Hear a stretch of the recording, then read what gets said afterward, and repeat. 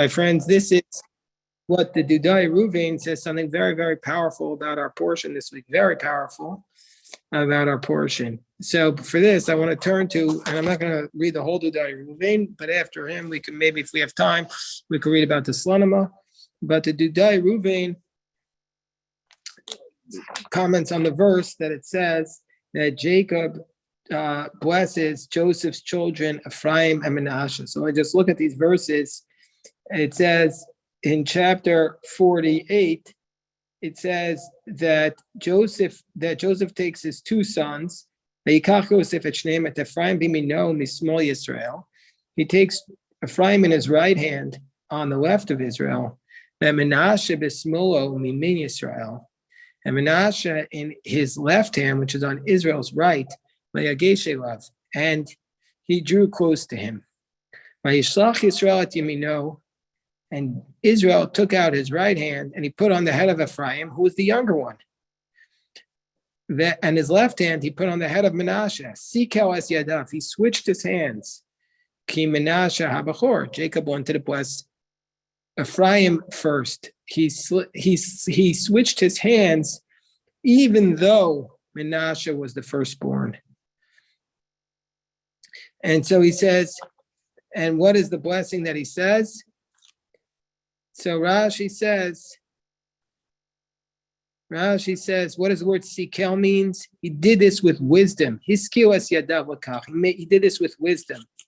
He intentionally blessed Ephraim with his right hand and Manasseh with his left hand. He intentionally did it. And it says in verse 20, it states, and Jacob blessed them that day, saying, May Hashem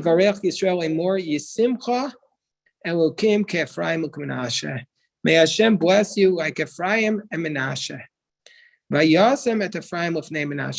And the text repeats again that he placed Ephraim before Manasseh. But this is already known because, first of all, he switched his hands. And then the verse tells us that Joseph tried to switch it back. Joseph says to his father, no, it's not correct. Manasseh is the firstborn. Place your right hand on his head. His father refused, and he says, Yadati b'ni yadati. I know, my son, I know. Don't worry. Yes, he will be a great nation, and he will be great. But his younger brother, his younger brother will be greater than him. So he blessed Ephraim before Manasseh. But the text makes it. So why does it have to repeat again at the end? He blessed Ephraim before Manasseh. All this is known. There's nothing new with this. And in fact, the Midrash Rabbah says something very powerful that the Dudaei Reuven cites. You're not going to read the whole Dudaei Reuven. I'm just going to give you the highlights. But to strengthen his question, I'm going to point out what the Midrash he cites. He says, Kishem shekadmu kan, just like Ephraim comes before Manasseh here, so too in every place Ephraim comes before Manasseh. Kadmu b'kol makom. Kadmu b'toldot, that when it comes to the lineage, Ephraim comes before Manasseh. Kadmu b'nachala comes to inheritance. Kadmu b'degalim comes to the flags. Degel machane Ephraim, first was the flag of Ephraim, and then the flag of Manasseh. And when it comes to a blessing, that when it comes to a blessing, Ephraim was praised before Manasseh. So the question is, what is the Torah trying to tell us that Ephraim comes before Manasseh? And the Dudaei Reuven says something very powerful here. And I see the question raised, so just give me a minute. We'll make this point, and then we'll definitely going to Bli Neder address your question.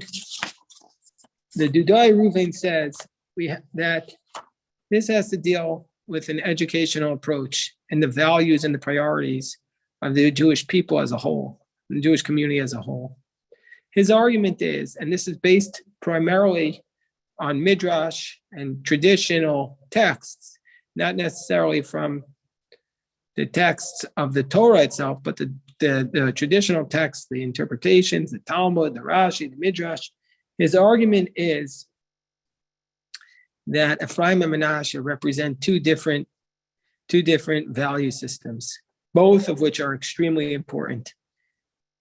He says, Harei ki ikar bayat hachinuch.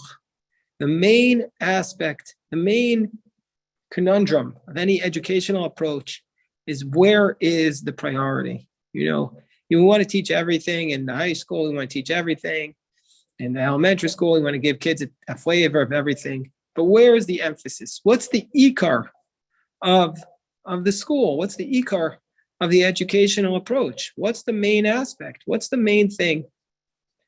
And he says, for Menashe, he says, was no doubt a person of tremendous spirituality, but Menashe represents the Jew who was in the White House, so to speak, working in the White House, working on Wall Street, working in the halls of Congress.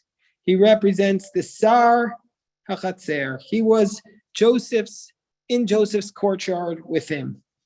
As Rashi says in last week's portion, Vayetzav al asher beito, that Jacob commanded his household. He commands Menashe.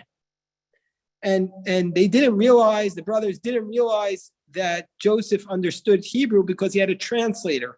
Who was translating for him when the brothers came down? Rashi says that was Menashe.